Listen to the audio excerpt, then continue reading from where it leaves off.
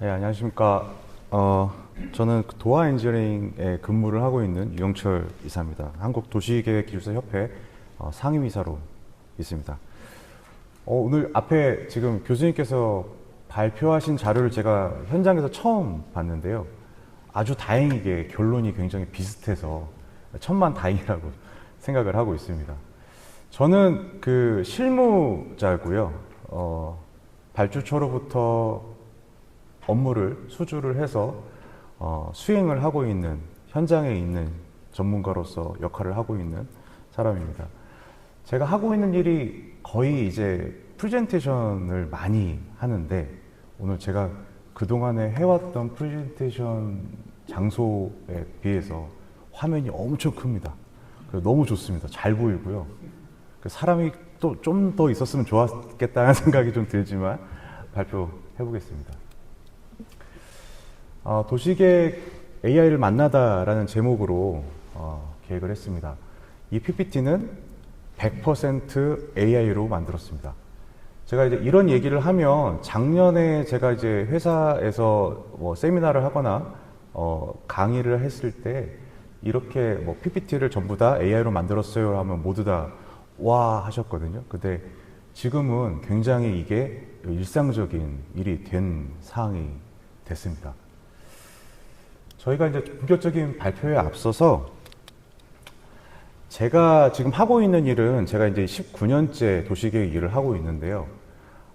직급에 따라서 상황에 대한 부분들이 변화하긴 했었지만 아침에 출근을 하면 CAD라든지 엑셀이라든지 PPT 이런 것들 프로그램을 띄워놓고 네이버나 구글링을 하면서 업무를 좀 했었던 것 같습니다.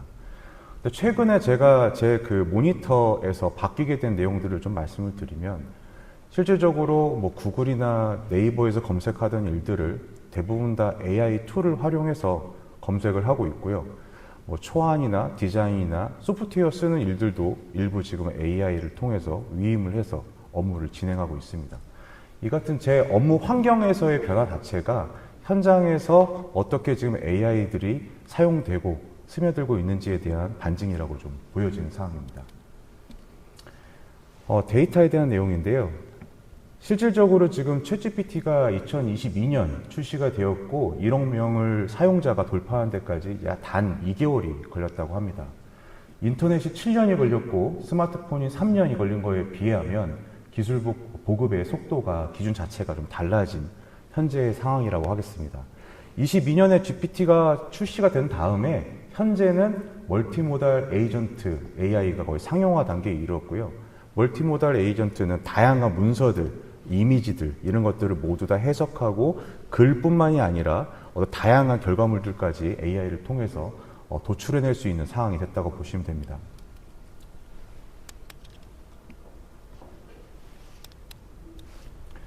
사스포칼립스입니다. 이게 지금 많이들 들어보셨을 거라고 생각을 합니다. 소프트웨어 기업들이 겪고 있는 굉장히 어려움인데요. 실질적으로 소프트웨어 기업들이 인간이 이거를 활용할 수 있게끔 만들어 놓은 소프트웨어들이 AI들이 직접적으로 이 과정에 대해서 이 위임을 받아서 수행을 하게 됨으로써 굉장히 이제 위기가 닥쳤다라고 하는 이야기고요. AI가 700명의 고객 서비스에 대한 업무 처리를 좀 하고 있고, 계약직 작가가 100% AI로 대체된다. 전 세계 3억 개의 일자리가 자동화가 가능하고, 맥킨지 같은 경우에는 저게 23년에 발표됐던 자료라고 알고 있는데, 전문직 업무의 30%가 AI로 대체될 것이다.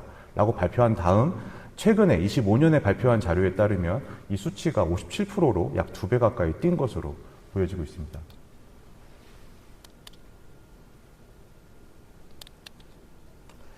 목차에 대한 내용입니다. 파트 1, 2에서는 전반적인 현황에 대한 것들, 그리고 제 경험, 파트 3에서는 제 경험에 대한 내용들, 그 파트 4, 5에서는 제 견해와 무엇을 준비해야지 되는지에 대한 내용들을 중심으로 말씀드리겠습니다. 산업계 전반의 AI 활용 현황입니다. 우리 업계뿐만이 아니라 모든 산업계가 지금 AI를 직면하고 있고 여기에 대한 위기의식과 문제의식 그리고 해결 방안들을 모색하고 있습니다. 그 부분에 대해서 먼저 살펴보도록 하겠습니다. IBM 보고에 따르면 실질적으로 77%의 기업이 현재 AI의 사용 또는 도입을 검토 중이라고 합니다. 그 중에서 AI 도구 사용에 대한 직원들이 업무 처리 속도가 평균 40%가 향상됐다고 하고요.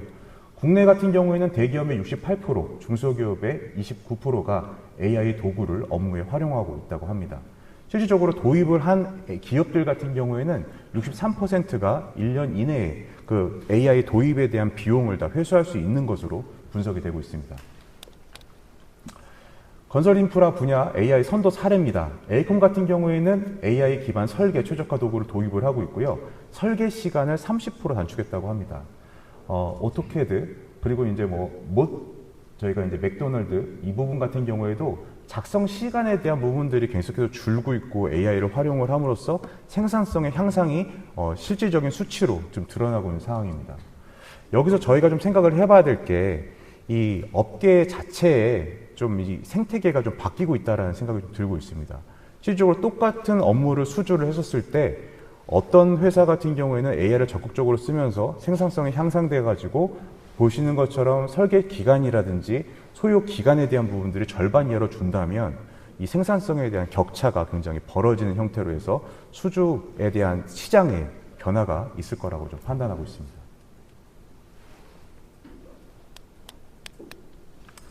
국내 주요 기업의 AI 도입 현황입니다. 삼성전자는 사내에 가우스라고 하는 AI 어시스턴트를 배포해서 사용하고 있고요. 현대건설 같은 경우에는 AI를 통해서 안전이라든지 공정에 대한 관리 시스템을 현장에 도입하고 있습니다. 롯데건설은 설계 AI로 견적서와 시방서를 자동 생성을 하고 있고요. 대우건설 같은 경우에는 BIM AI 부동화 플랫폼을 통해서 설계 오류를 사전에 검출하고 있습니다. LH건설 같은 경우에는 AI 기반 주거복지 수요 예측 시스템을 구축을 해서 AI를 적극적으로 사용하고 있습니다. 건설 부동산 인프라 분야가 AI 전환이 가속화되고 있다라고 보시면 될 것 같고, 이 같은 경우에서 저희가 좀 주안해야 되는 부분들은 여기에 언급됐던 회사들이 대부분 다 저희 설계 엔지니어링사 입장에서 봤을 때 협력사이자 발주처입니다. 이 발주처가 실질적으로 AI 도입을 통해서 설계 업무까지 내재화할 수 있는 역량들을 고민하고 있다라고 하는 부분들이 저희가 봤을 때는 굉장히 좀 중요한 포인트가 될 거라고 보고 있습니다.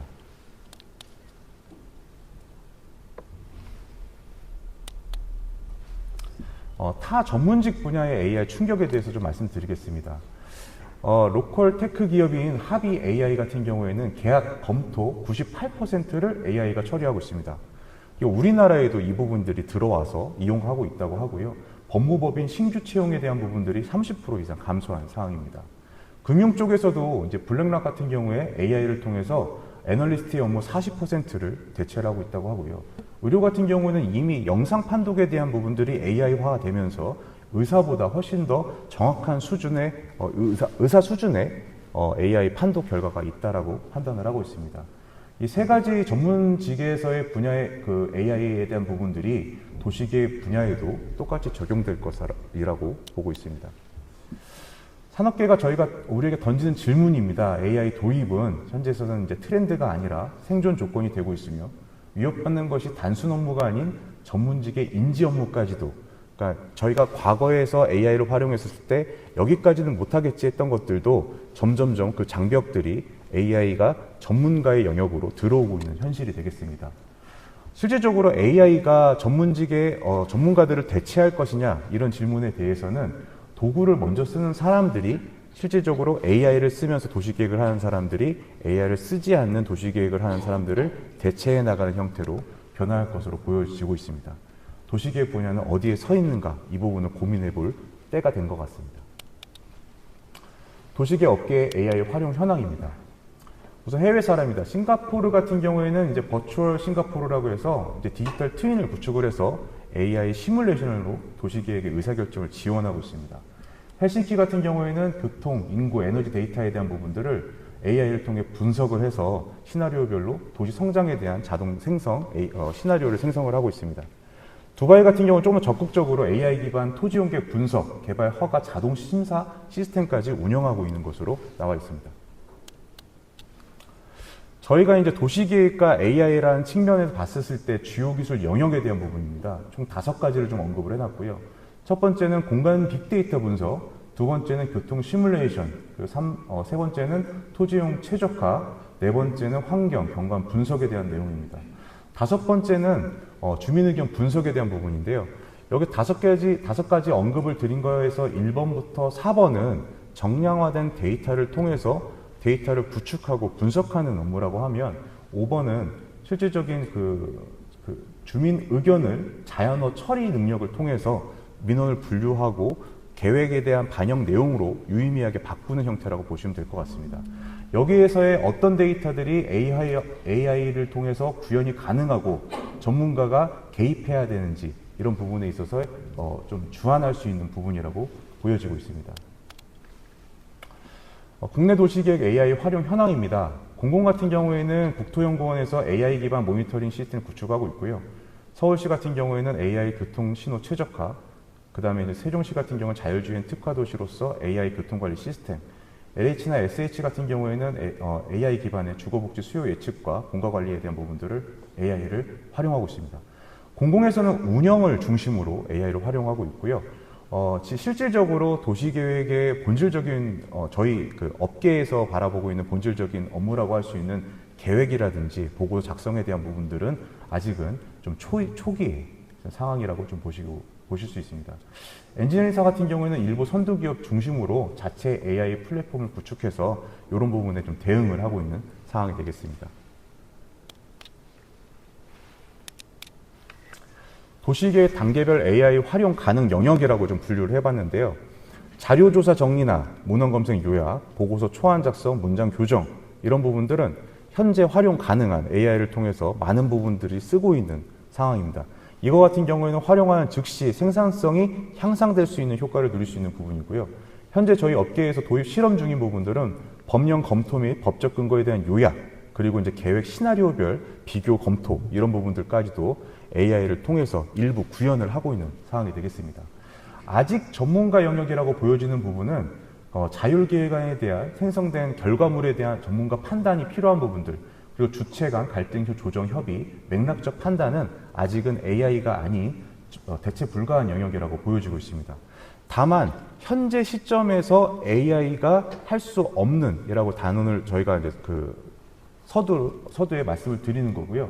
이 부분 같은 경우에는 계속해서 이 진입의 장벽들이나 AI가 할 수 있는 영역이 늘어나고 있기 때문에 계속해서 전문가의 영역이 좁아지고 조금 더 밀도 있게 바뀌는 형태로 변할 것이라고 생각을 하고 있습니다. 제가 최근에 모 시에 간담회를 갔다 왔었을 때 느낀 게 있습니다. 간담회에서 나왔던 내용들이 이제 반도체 클러스터 관련 사업용지 공급 방안에 대한 부분들을 민간 기업들한테 알리는 그런 간담회 자리였는데요. 발표 자료가 딱 봐도 지금 보시는 PPT처럼 AI가 만든 형태의 발표 자료였습니다. 보면서 제가 느꼈던 거는 내용은 충분히 어느 자료든 간에 다 동일하게 충분히 이렇게 수준이 있지만 디자인 측면에서 AI를 활용하는 것을 보면서 이 발주처가 저희한테 소위 발주처가 이 AI를 적극적으로 활용하게 된다면 우리한테 요구되어지는 성과품에 대한 품질도 훨씬 더 올라갈 것이다 라고 좀 생각을 했던 부분에 있어서 굉장히 좀 저에게 좀 충격으로 좀 다가왔던 부분이었습니다. 현장의 체감을 좀 말씀드리면 극과 극입니다. 많이 쓰거나 아예 모르거나. 실질적으로 저희 회사 내에서도 AI를 적극적으로 쓰는 직원들이 있는 반면에 AI를 전혀 활용하지 않는 직원들도 있습니다. 이런 AI 리터러시 자체가 이 전문성의 격차로 이어질 거라고 좀 보고 있습니다.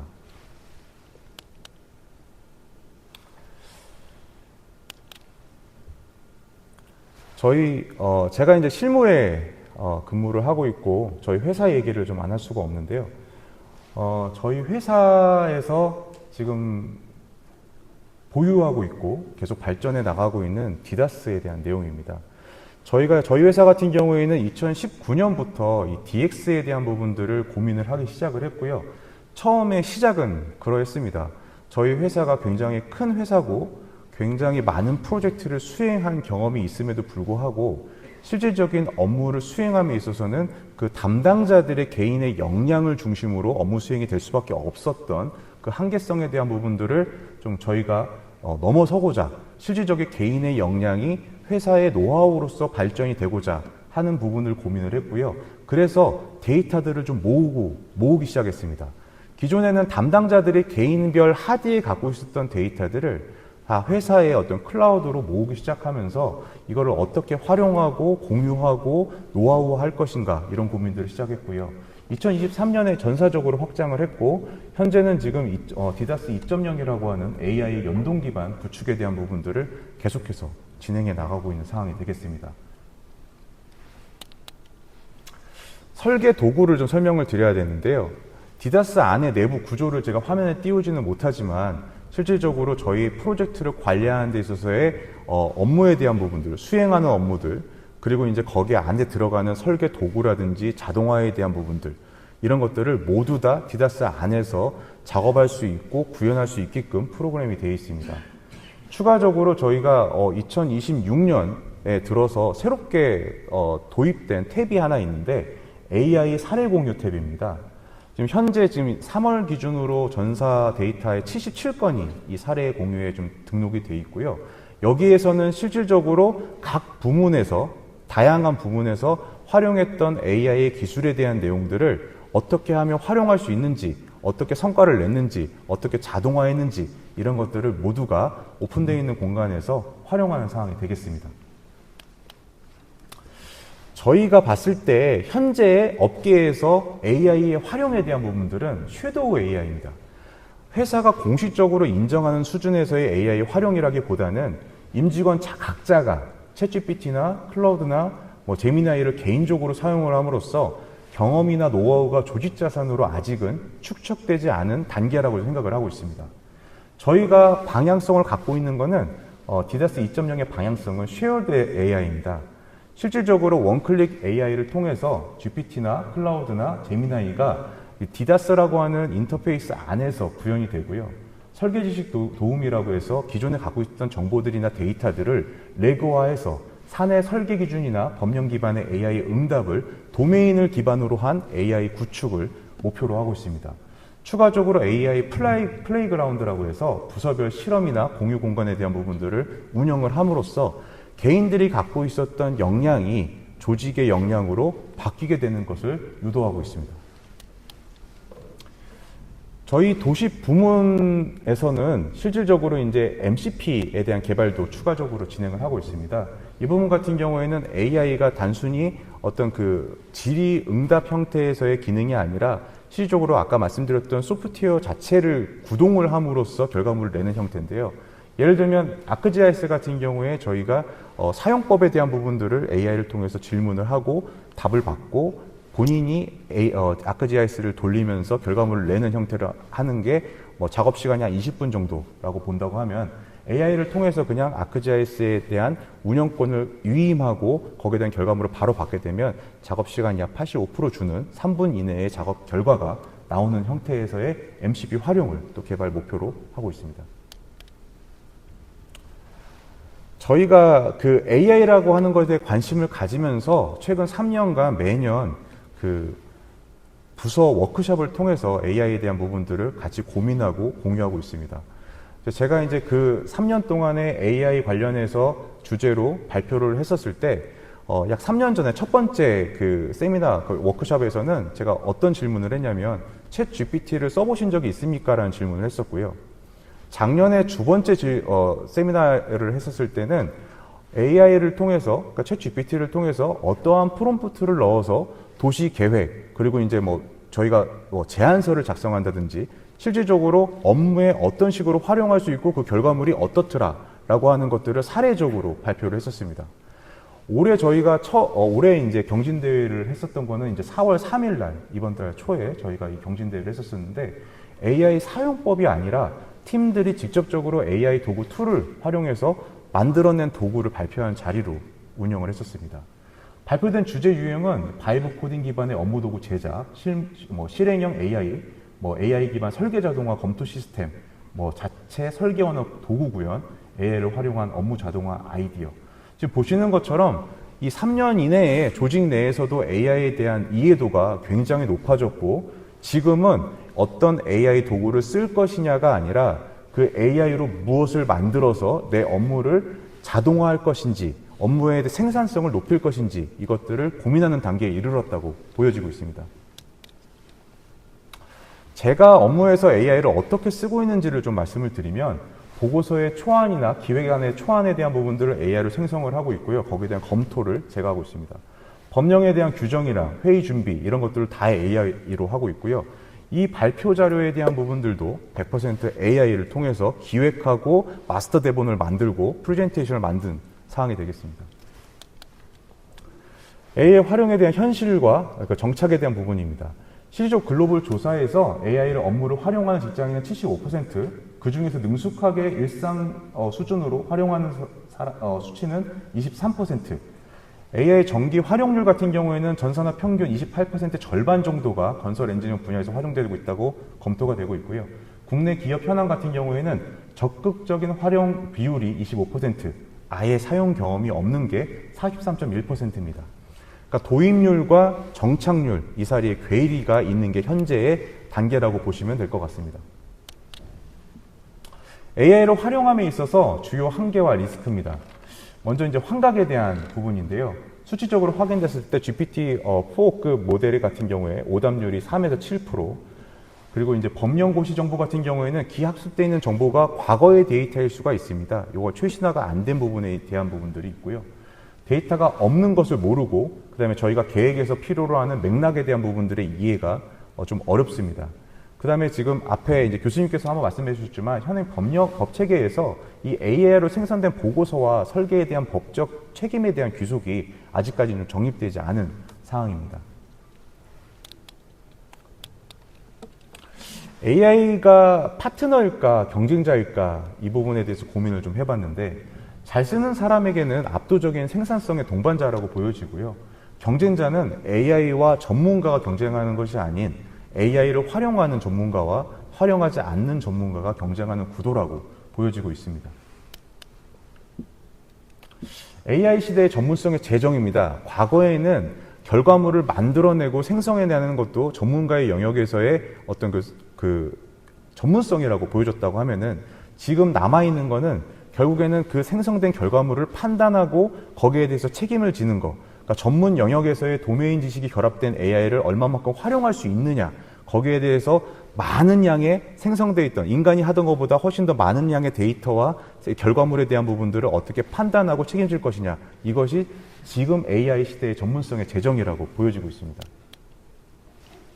도시계획의 본질은 정답 없는 판단의 공간이라고 보여지고 있고요. 수학 문제가 아닌 이해 충돌이 많고 가치관이 경합하고 미래가 불확실한 공간에서 최선의 선택을 찾아가는 과정이라고 생각을 하고 있습니다. AI는 그 들어가 있는 함수에 따라서 최적화를 제시할 수는 있지만, 그것이 정말로 최선인지 무엇이 최선인지에 대한 정의는 사람이 결국에 할 수밖에 없다라고 생각을 하고 있습니다. AI 시대의 도시계획 전문가 역할 재정립에 대한 부분입니다. AI 리터러시 보유자가 돼야 되고요. 질문에 대해 온전히 설계할 수 있어야 되고, 결과에 대해서 내가 책임감을 갖고 검증할 수 있어야 됩니다. 맥락에 대한 해석이 가능한 사람이 AI 시대의 도시계획 전문가의 역할이 아닐까 생각하고 있습니다. 개인이 무엇을 해야 되는지에 대한 부분인데요. 챗GPT, 클라우드, AI 도구에 대한 부분들을 업무에 직접적으로 써보고, 특히나 AI가 활용 가능한 부분에 있어서 가장 강점을 갖고 있는 부분들이 반복적인 업무입니다. 조금이라도 반복해서 수행할 가능성이 있는, 내 업무에서 루틴화되어 있는 이런 업무들은 무조건 AI로 대체되고 그 효율성과 생산성이 높아진다고 보여집니다. 그 하루에 뭐 조금이라도 AI를 써보는 것이 개인적 역량 강화에 도움이 된다고 보여지고 있습니다. 조직 차원에서는 엔지니어링이나 컨설팅사 같은 경우에는 AI 활용 가이드라인 수립이 좀 필요합니다. 얼마만큼을 AI를 통해서 생산할 수 있는지, 그 조직에서 좀 가이드하지 않는다고 하면은 아까 전에 말씀드렸던 아직은 섀도우 AI 단계에 머물 수밖에 없다라고 하는 부분이고요. 내부 AI 교육이라든지 성과 공유 문화에 대한 조성이 필수적일 것입니다. 공공기관이나 발주처 같은 경우에는 용역을 수행함에 있어서 AI를 어디까지 활용하고 허용할 수 있는지에 대한 부분들이 정립이 좀 필요합니다. AI 생성 보고서의 검토 기준이 좀 마련을 해야 실질적으로 거기에 대한 부분들이 검증이 돼서 이거에 대한 효용성이 증명되는 부분들이 있어야 될 거라고 보고 있습니다. 학회와 협회의 역할입니다. 국토학회 같은 경우에는 AI 도시계획 연구 아젠다를 선점할 수 있는 현재 지금 포지션을 하고 있습니다. 오늘 같은 이런 학술 대회를 통해서 AI와 도시계획에 대한 문제점을 논의하고 고민을 하고 토론을 하는 것에 대한 부분들도 학회의 역할이라고 보고 있고요. 한국도시기획기술사 협회의 입장에서는 실무적인 지원이 좀 필요하다고 생각을 하고 있습니다. 기술사 자격 체계에 AI 리터러시에 대한 반영이 좀 필요하다고 생각을 하고 있고요. 실무자 대상이나 AI 활용 교육 프로그램 이런 부분들이 역할로서 좀 언급을 해봤습니다. 대학에서는 도시계획 커리큘럼에 AI라든지 데이터에 대한 리터러시 통합이 좀 필요합니다. 실질적으로 지금 학생들이 5년 후에 현장에 나오는 그 동안에는 아마도 기본적인 AI에 대한 업무 이해도가 기본적인 소양이 될 거라고 좀 저는 장담할 수 있을 것 같습니다. 자격이나 면허 제도 측면에서도 도시계획 기사라든지 기술사의 측면에서 이 AI 관련 출제가 검토가 돼야 될 거라고 좀 보여지고 보수교육에서도 AI 활용 실습에 대한 부분들이 의무화돼야 된다고 좀 생각을 하고 있습니다. 발주 제도에 대한 부분들도 AI를 통해서 좀 변화하지 않을까 생각을 하고 있는데요. AI에 대한 활용에 대한 어떤 접근성 그리고 이제 거기 성과품에 대한 품질에 대한 담보 이런 것들 통해서 대가에 대한 산정에 AI 활용에 대한 부분들이 고려돼야 된다고 생각을 하고 있습니다. 오늘 발표의 핵심 메시지는 AI는 이미 현실이고 선택이 아니라 조건입니다. 직업의 소멸이 아니라 전문성이 제정이 되고 있고요. 도시는 정답이 없는 공간이고 그 판단에 대한 책임은 언제나 사람이라고 생각을 합니다. AI 시대의 도시계획 전문가는 기술로 제정이 되지만 처리 능력이 판단 능력으로 바뀌는 상황이 되겠습니다. 마지막으로 이 발표에 대한 제작 프로세스입니다. 기획에 대한 부분들 그리고 이제 마스터 대본화하는 거 전체적으로 어떻게 이 발표 자료를 만들 것인지 이런 것들을 95% 다 AI로 같이 했고요. 상당히 많은 시나리오의 발표 자료들을 생성해내고 만들어냈고 그 중에서 가장 제가 마음에 들고 각색할 수 있는 부분들을 통해서 마스터 대본을 선택을 했습니다. 그리고 결과론적으로 이 PPT, 그러니까 발표 자료를 만드는 거는 전체 작업 시간의 5% 정도로 할애를 했고 이거 역시도 하나의 시나리오가 아니라 다양한 시나리오들을 PPT화함으로써 그 중에서 가장 저에게 마음에 드는 부분들을 발표 자료로 제출한 사항이 되겠습니다. 이 발표 자료를 만드는 것 자체가 현재 업계가 직면하고 있는 AI와의 협업 관계라고 생각을 하고 있고요. 기획은 사람이 하고 작성은 AI가, 그 판단은 또 사람이, 전문가가 하는 이 부분들이 제 발표의 결론입니다. 네, 경청해 주셔서 감사합니다.